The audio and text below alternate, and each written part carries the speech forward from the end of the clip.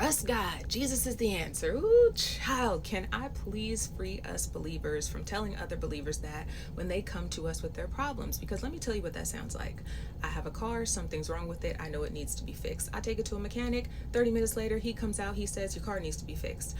Imagine me looking at you like you're crazy because I knew that before I came here. That's why I'm here.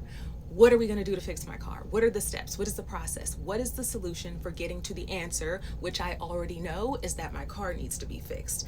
I know Jesus is the answer. I'm a believer. I need help making that real for my situation right now, today. When you were in school and you took a math test, the teacher would mark you wrong if all you had was the answer. Why? Because the teacher wants to know that you know the steps for getting to the answer. Show your work.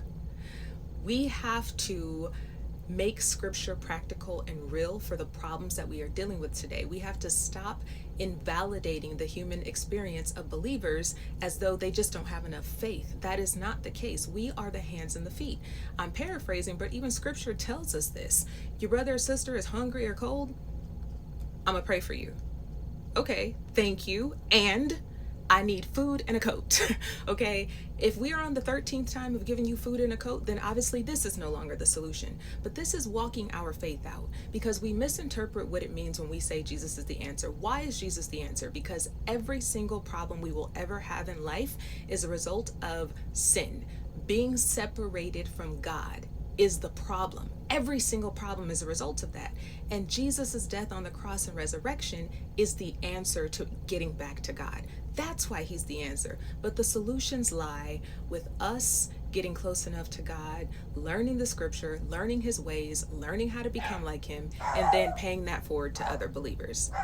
I know y'all hear Baxter barking while I'm trying to talk. Just very rude of him, right? I'm gonna have to go teach him the solution, because like, what's up? Why would you bark while I'm talking?